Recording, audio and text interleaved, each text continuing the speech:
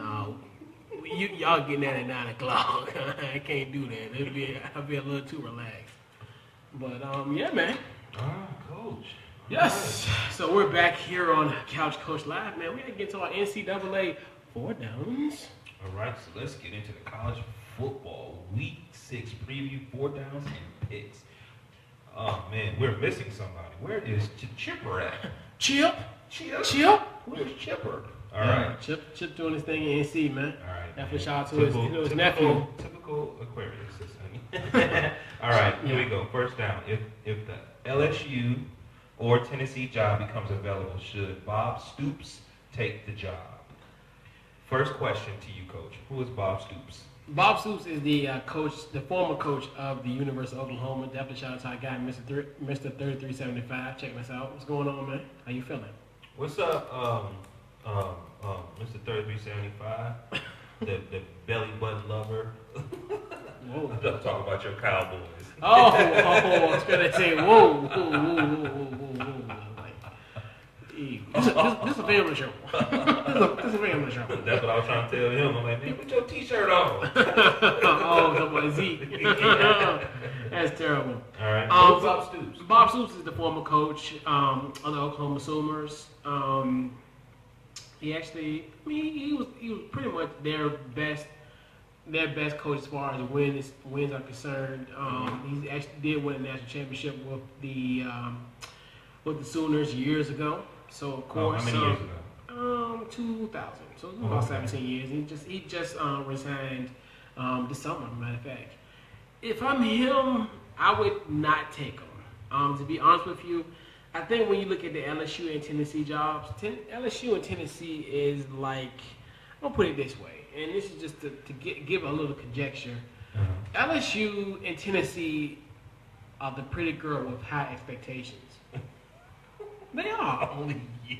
Because I think at the end of the day, LSU, their fan base, and Tennessee, they're the pretty girls, and they expect everybody to gravitate like they're the prize. But in essence, the gap in college football is there isn't any gap anymore. Where LSU isn't, I call a prize school like it used to be, especially Tennessee. Tennessee is a great school. Don't get me wrong, because you definitely repping the Volunteers real heavy over there.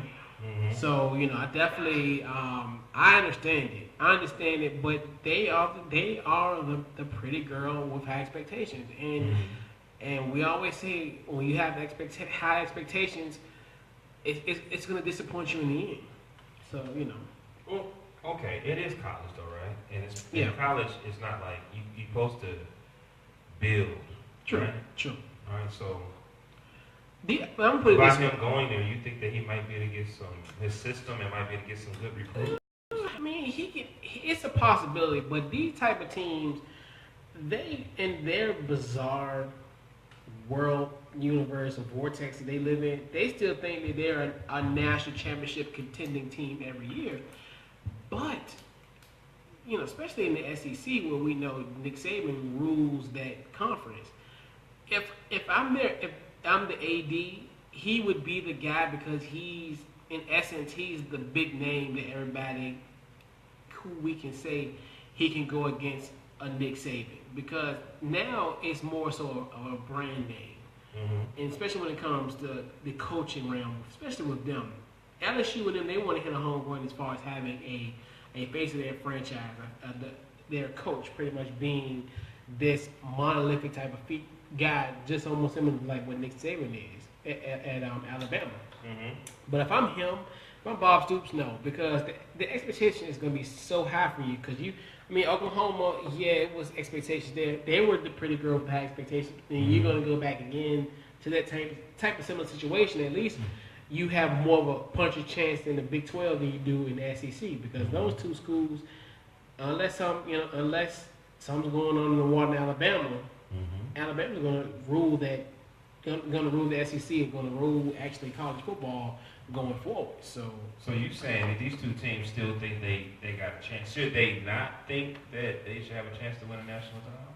I mean, everybody theoretically, yes. It's like everything. Be real. This is they don't have what they call the identity. They they're, that's like if we sit here and wake up and say, hey, one day we're going to be a millionaire. The chance of that is rare. I mean, unless certain things fall into place and certain things happen. Same thing goes for there. The same chances of us becoming millionaires, it's pretty much the same type of chance that LSU and Tennessee can actually win a national championship. It's going to be a while. And it's going to take a while. And I don't know if especially you want a guy like a Bob Stoops there, because it's going to take him a while to get to that level. I mean, because you look at LSU just lost to Troy.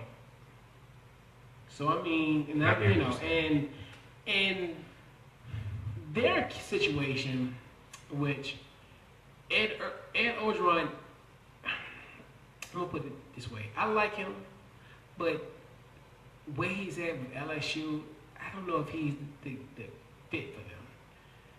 He's the kind of guy you want to root for, but you know that he's putting in such a tight spot. Because I actually rooted for him when he was at USC. After the whole situation with after the Lane Kiffin situation. He was there after Lane Kiffin, and I rooted for him and championed for him. But then it's like, they like him, but do they take him serious? Do they, and you can just tell, what's going on there. So I think from Bob Stoops, I would hang up the phone. I wouldn't even answer their phone calls. Okay, let's go here. Yeah. I heard you say there's teams that don't think that think they are still like, we can win a national title. Yeah. Michigan, Notre Dame, you think they still feel the same way? Notre Dame, no. Michigan, yes. I think Michigan, because of who they have in Harbaugh. I think Harbaugh has that opportunity because we've seen what he's done in the past, and you look at what he did. Even if I think people still don't realize the job that he did at the job that he did at Stanford. Because people don't realize how Stanford really wasn't a football juggernaut that they are now. You got to think about he built that team from the ground up. When you look at it from the type of situation where it's just like it's different. It's very he built that program, and then you already have that name of Michigan, and then you got to think about it. Michigan, especially when they're in kind of neck and neck with Ohio State, that's possible because you can recruit kids from multiple areas in the country because you have to compete with Ohio State. So it's a lot easier from there. You have a guy, especially when it comes to a Harbaugh, who has the type of personality, and a lot of guys, I think, and I know, and I'm definitely far from the recruitment process or whatever, but I think if you have a guy like him who's been a quarterback in the NFL and played at such a high level, coupled with the fact he's coached, he's played in the NFL, so it's like if I'm a 16, 17-year-old kid, going to Michigan is something I really want to go to because he's been a pro coach. He can show me in essence to how to become a professional football player. Because when you think about those blue chips those 5 to 4-star players, they aren't there to get an education. Yeah. Let's just be real. Yeah, and those blue chips, they're there so they can get to the next level, to the NFL. So that definitely helps. All right, one more question. You didn't really speak on Tennessee because I got the good 19-year-old Taylor on. So yeah. So you said not even thinking about doing a team like Tennessee. I mean Tennessee, like I said, Tennessee, and don't get it. No, just be real with you. Just keep it funky. To be real with you, Tennessee is like. Tennessee has lost its luster. Tennessee, because you got to think about it, when Peyton Manning was there 20 years ago, oh man, Peyton, this is a good school, and I remember it's really a basketball school. It's really a basketball. Well, at this point, it used to be. I mean, especially when it came to women's basketball. Definitely, shout out to the late Pat Summitt. Now, I think what's interesting with that position going forward, yeah.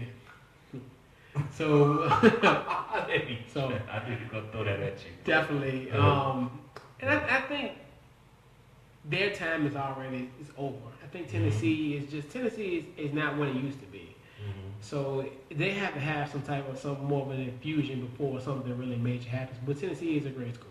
Okay. But they're just not national championship contending teams. Well, we talked about that too. Okay. Definitely shout out to my dad, checking us out here on Couch Coach Live. Yes indeed, Kansas City's in the house. Hey, All right, moving on to second down. Middle America. That's how we get down. Yeah. Second down. Yeah. Which team or teams are on upset alert this week? Utah. I think Utah, they're going to be playing Stanford. Now, Stanford's very interesting. Stanford, even though they're unranked, I still think Stanford's probably one of the, if not, probably arguably one of the best teams that are outside the top 25.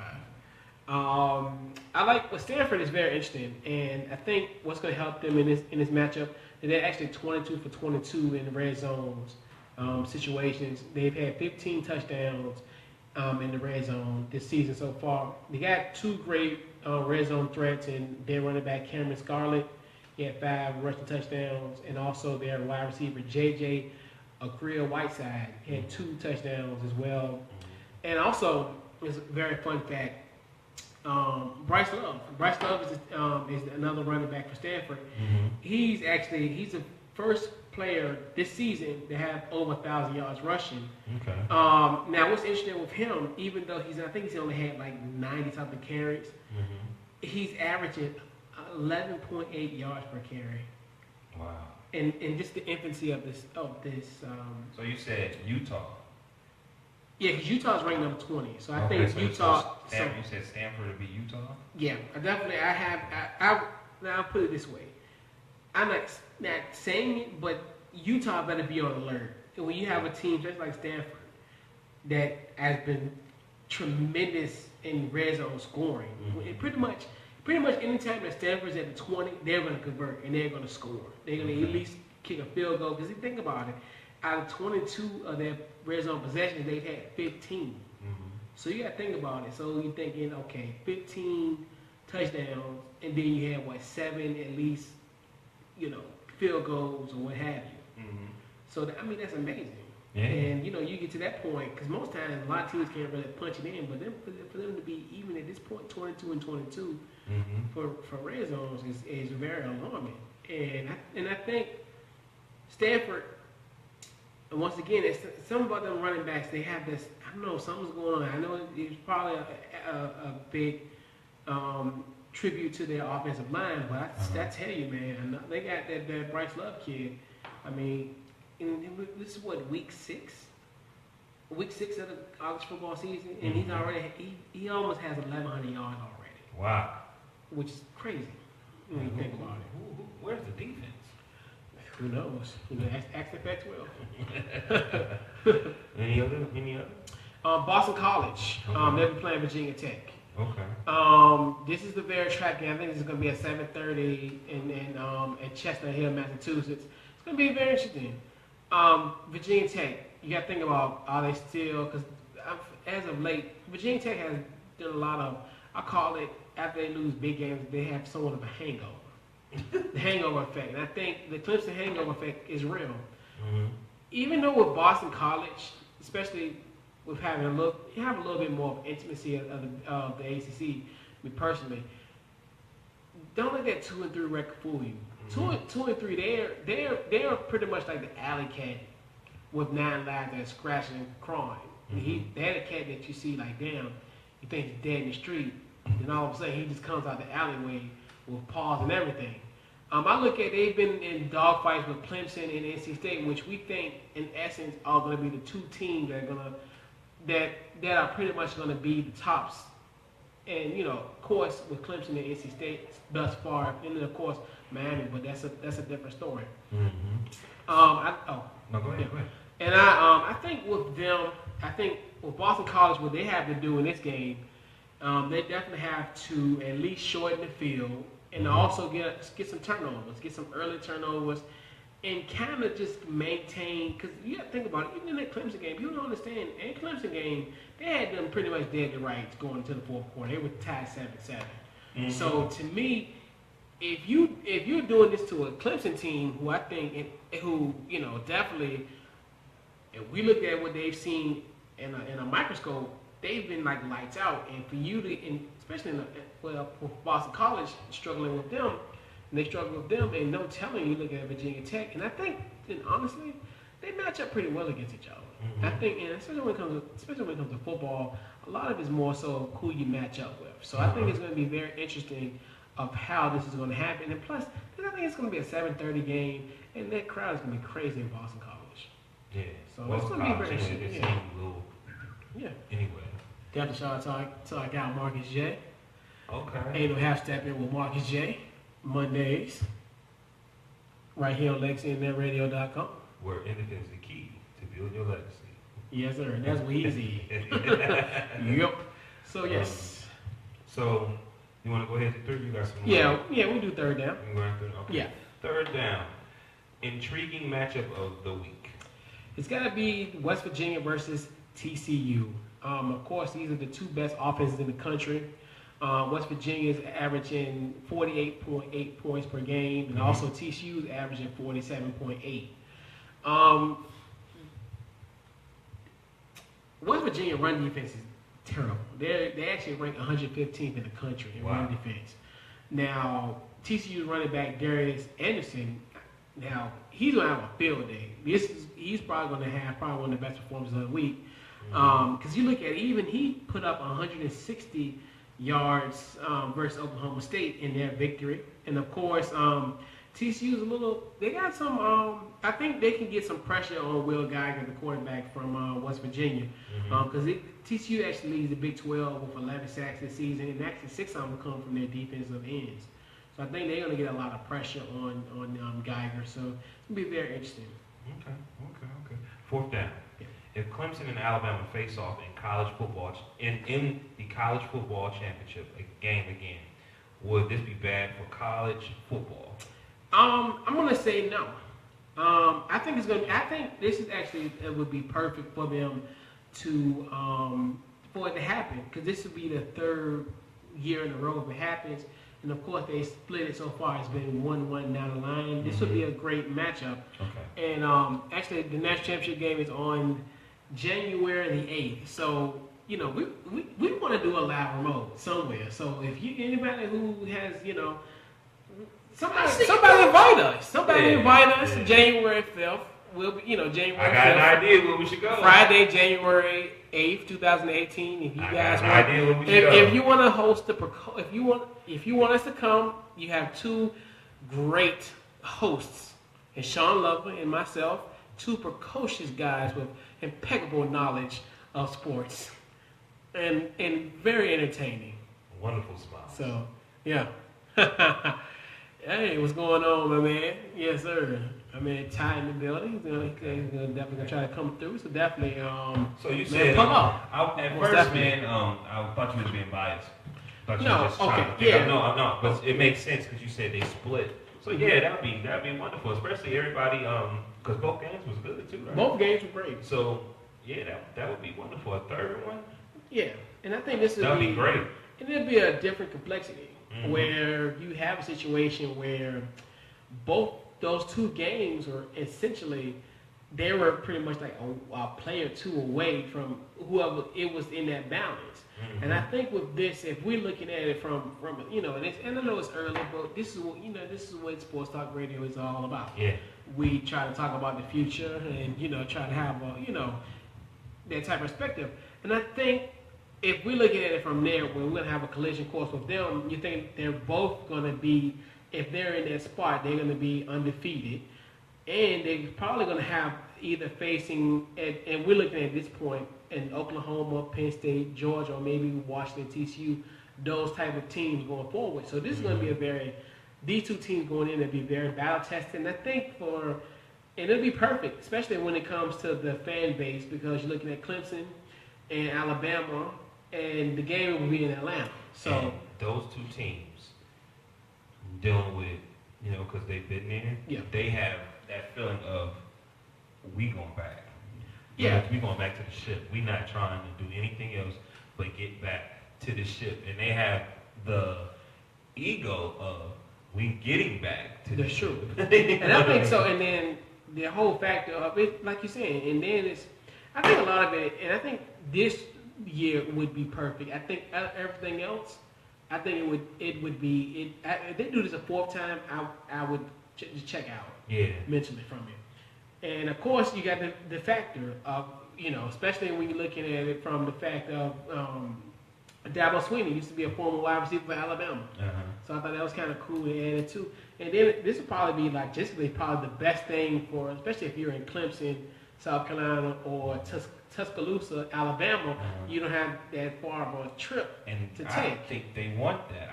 If I was the head of auto marketing, I think I would want that. So with the playoffs, having the playoff now, and you know that we really would like for y'all to be there. Like marketing say, we really would like for you guys to be there. The game should be good. All the games in the playoffs should be good because I'll be trying to, make everybody unhappy. Right. You know what I mean? And I think it would be very interesting. If I was one of those teams, you know what I mean? Yeah, and like we said, January 5th, 2018. We would definitely love to do a live remote somewhere. If you are interested in having the two precocious hosts here, slide us an email, couchcoachonline@gmail.com. If you want us to, add a little class and je ne sais quoi to your event on Friday, January 5th, 2018, hit us up. So this is what we do, man. Yeah, loquacious hosts, guy. Every time you go on a trip, you come back, you change. Just want you to know that. In a good way. Refreshed. In a good way. Refreshed. In a good way. I'm jealous. Yes, indeed. Week 6 picks. Okay, we're going to start with Wake Forest versus number 2 Clemson. I'm sorry, what was it again? Week 6 picks. You ready? Oh, yeah. Okay. We're going to start with Wake Forest versus number 2 Clemson. Hold on. Oh, no. This is what we didn't do. All right, well, first of all, this is a great matchup. This is, I like this matchup. This is a Wake Forest versus Clemson. This is a Springer versus Springer. Definitely shout out to our guy Greg Dortch from Wake Forest. Who obviously doing his thing, and then we also got our man Kavon Wallace doing his thing at Clemson. I got Clemson as well, man. Yeah, give me the Fighting Taj boys. All right, number 23 West Virginia. Hold on, man. Yeah. Number 23. Is this West Virginia? Yeah. Yeah, my bad. Number 23 West Virginia versus number 8 TCU. I gotta go with TCU. I gotta get the fight Andy Dogs. Or the fight. I'm gonna pick TCU too. TCU, okay. Maryland versus number 10 Ohio State. Ohio State. I got Ohio State. Yeah, I think this is gonna happen. Number 11 Washington State versus Oregon. Give me Washington State. I'm gonna go Oregon. Okay. I don't know why. Hey, that's all good. You can go against the rain. And matter of fact, we called that Oregon. We called that Washington State USC. For real? Yes, and shout out to our guy Coach Tree. He was mad. He hit me up. He hit me up like, man, y'all jinxed us. I'm like, man, look, I told you, you know what we do here. You know what we do. Yep. All right. So LSU versus number 21 Florida. Give me. Florida. Call me crazy. I'm gonna go with LSU.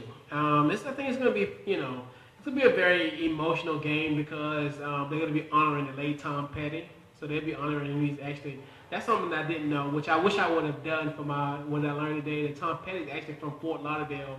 He's from where the Florida Gators are. And matter of fact,